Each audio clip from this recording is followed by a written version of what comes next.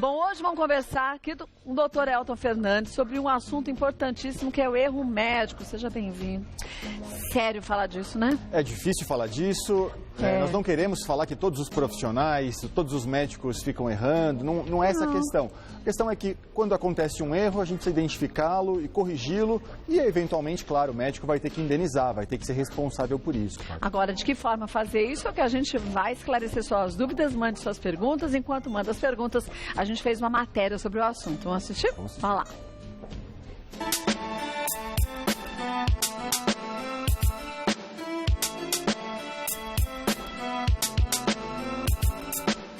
Na mesa de cirurgia, um erro, por mais simples que seja, pode afetar diretamente a saúde e o bem-estar, além de colocar a vida do paciente em risco.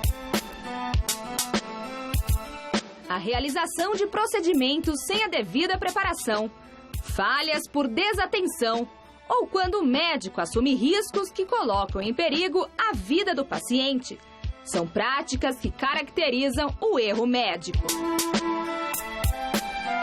O problema está cada vez mais denunciado em conselhos de medicina e também na justiça. Em 4 anos, o número de processos cresceu 140%. Em 2014, foram registrados 626 casos, contra 260 em 2010. As causas do aumento nos processos incluem falta de infraestrutura dos hospitais, baixa remuneração, longas jornadas de trabalho e a má formação profissional. Vale lembrar que ano passado, mais da metade dos recém-formados em medicina foram reprovados no exame do Conselho Regional de São Paulo. Por mais que seja difícil identificar um erro médico pelo risco natural dos procedimentos, é importante que o cidadão saiba tomar as devidas providências. Então, saiba agora como buscar o cumprimento dos seus direitos. Eu já começo aqui de queixo caído, que eu estava conversando com o Dr. Elton enquanto a gente assistia a matéria, e ali a gente viu, na matéria, o que foi dito, que, infelizmente, muitos médicos, quando se formam, não passam no teste. Não passam no teste e não são impedidos de exercer a medicina. Então, isso que é o pior de tudo. Mas como que não é proibido? Se você não passa no teste, você não está capacitado para essa profissão, como que você pode exercer uma profissão se você não está pronto? É diferente da OAB, que impede, né? Se você não passa no exame de ordem, você não pode exercer, a medicina é diferente disso. A medicina você faz o exame, mas mesmo que você não for aprovado, você pode entrar na carreira. Mas um advogado, com um erro dele, se ele não está pronto, ele não coloca a vida da gente em risco. Sim. O médico, sim. O médico coloca. Então, se um advogado não pode exercer a sua profissão, se ele não passa no exame da OAB, sem dúvida, o médico também não deveria muito passar, né? Médicos, engenheiros, várias profissões deveriam ter impedimento para exercer se não passa no exame. Né? Mais uma falha na nossa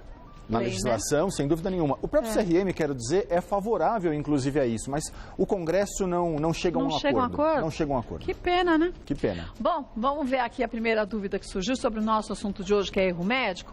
Maria de Fátima. Fui vítima de um erro médico há 4 anos atrás, quando o médico perfurou o meu intestino no exame de colonoscopia.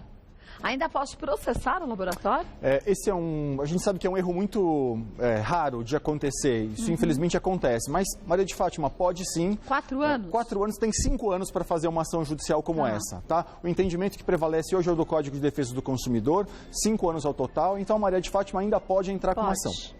Então, Maria de Fátima, o quanto antes, né? O quanto antes. E tem que juntar toda a documentação, né? É importante que pegue um prontuário médico, onde fez o exame, claro, e aí vai se apurar se ela teve informação clara e adequada, se houve algum erro na conduta, porque pode ser uma complicação inerente a um procedimento. Mas se houve um erro, tem que ser indenizado, não tem jeito. Mas está no prazo. Boa sorte para você, Maria de Fátima. Vamos ver mais uma? Rosana. Minha filha foi vítima de um mau atendimento no pronto-socorro. Mesmo sofrendo há dias, o médico disse que era estresse e a liberou para casa sem realizar exames. Dias depois, ela sofreu um AVC e foi diagnosticada com coágulo no cérebro por uso de anticoncepcional. Estamos muito tristes. O que podemos exigir na justiça? Veja, Kátia, isso é um erro de diagnóstico, né? Um erro crasso de diagnóstico, lamentável. Aliás, tem ocorrido muitos problemas com anticoncepcional mesmo. O que essa paciente pode fazer? Ela vai requerer o prontuário médico dela, ela vai lá e vai entrar com uma ação judicial, ela pode exigir dano moral, ela pode exigir os danos materiais que ela teve, se ela teve prejuízos financeiros, se ela teve um AVC, sofreu algum dano estético, de mobilidade, ela pode também processar pedindo isso também. São vários processos paralelos? Não, é um processo único onde você faz tudo. Vários pedidos na mesma ação judicial. É importante também ter o prontuário médico de todo o histórico. Passei no médico, ele disse que era estresse e aí tive essa internação em seguida. Por isso que a gente tem que guardar tudo, gente. Exatamente. Quando acontece algum problema nesse sentido, tem que guardar toda a documentação, Exatamente, né? exatamente. E se não tiver documentação, corra no hospital e faça a solicitação. Dá tempo ainda. Vamos ver mais uma pergunta, mais uma dúvida, foi do Alberto. Nunca entendi direito o falecimento do meu pai e gostaria de saber o que aconteceu na cirurgia dele, porque ele estava bem quando entrou no hospital. Como descobrir se houve um erro médico? Alberto, é mais complexo. Mais complexo. A primeira coisa é buscar o prontuário médico. A gente estava falando que o prontuário fica no hospital e ele fica por 20 anos lá. Então, tem que ficar 20 anos? 20 anos. O hospital é obrigado a guardar essa informação por 20 anos. Eu recomendo aos hospitais que façam isso por mais tempo, porque veja, Kátia, se uma criança sofre um dano, até os 18 anos de idade não esgotou ainda o tempo de ela poder entrar com uma ação judicial. Então é importante que o hospital guarde isso até por mais tempo do que os 20 anos recomendados. Segurança para eles, Segurança para eles mesmo. Então, buscar o prontuário médico e, claro, com o prontuário na mão, pode conversar com outros profissionais e, se for, viu lá no prontuário que está falhando informação, que tem alguma coisa errada, falou com outro profissional, o médico que executou não seguiu um protocolo clínico, aí pode entrar com uma ação judicial. Agora, eu posso pedir uma cópia desse prontuário médico? Pode pedir e a família também pode fazer a solicitação, tá? A família pode ir lá no hospital, ele vai provar que ele era filho se o Alberto era filho do falecido, e ele vai ter o direito, então, de fazer essa solicitação no hospital. Nenhum problema. Não preciso constituir um advogado para fazer essa solicitação? Não precisa. Se o hospital negar esse direito, faça o requerimento, o hospital negou, aí entra com ação judicial com o advogado. Mas os hospitais não têm mais o hábito de ficar negando isso. Se negar, ação judicial. Então, Alberto, melhor tirar a dúvida, vai no hospital, peça o prontuário e veja o que aconteceu. E consulte, exatamente. Uma fatalidade pode acontecer, mas a gente tem certeza que foi uma fatalidade. Mas pelo menos ele vai ficar sossegado. Né? Eu acho. Vamos ver mais uma? Juliana, me submeti a uma cirurgia plástica para colocar silicone nas mamas, mas o resultado ficou muito ruim. Elas ficaram assimétricas e com projeções distintas.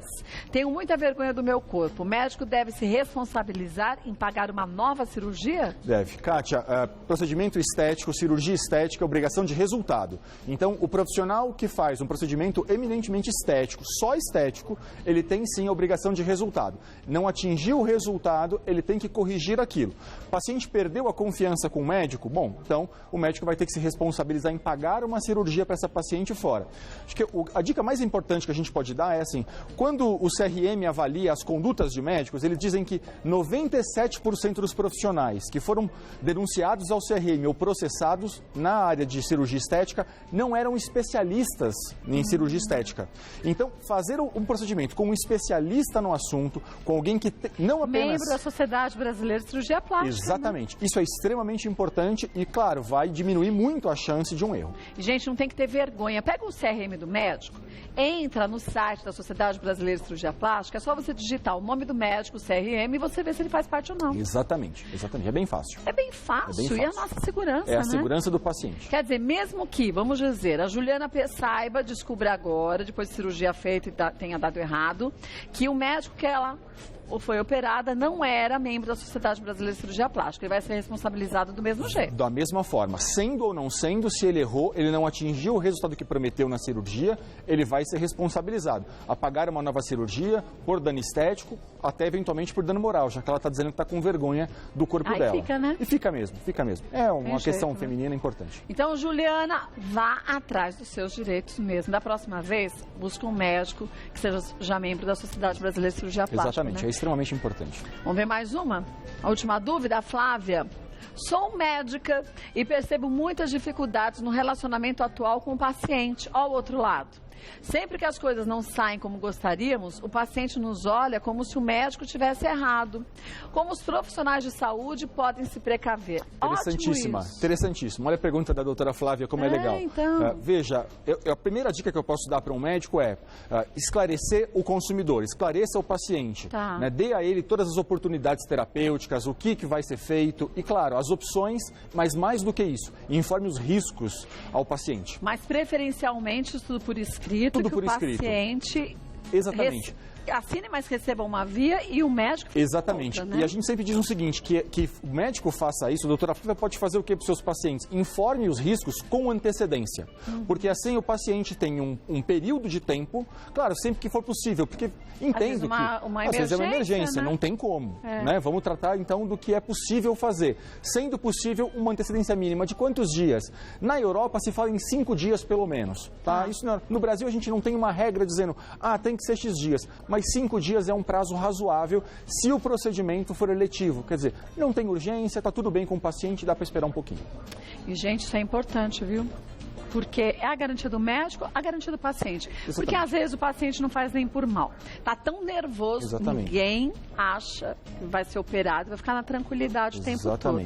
Então, não escuta direito, não se lembra, não é por maldade só que o paciente reclama. Até por isso é importante dar a ele um prazo para pensar, para raciocinar sobre tudo aquilo. escrito, para ele poder ler, reler, mostrar para alguém, mostrar para um outro médico, até se ele achar tirar uma segunda opinião. né? Bom, pesquisar na internet, que seja, né? Mas ele precisa ter essa comunicação prévia ao paciente, tem que fazer.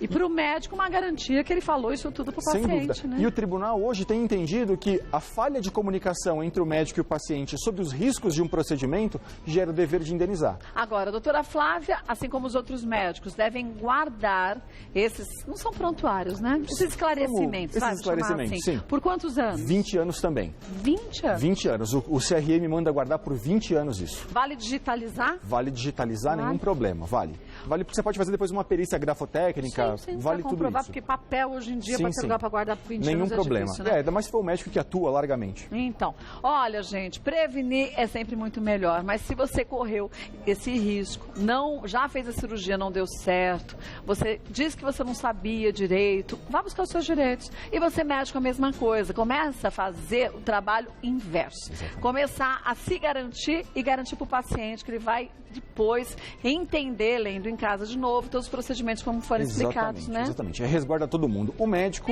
e o paciente. É muito melhor. Vou passar os contatos do Dr. Elton, qualquer informação que você queira sobre o trabalho dele, é o www.eltonfernandes.com.br. Dr. Elton retorna, se você quiser sugerir um tema, faça isso mesmo, que é muito bem-vindo, viu? Obrigada. Parabéns pelo trabalho, viu? Muito obrigado, Cátia.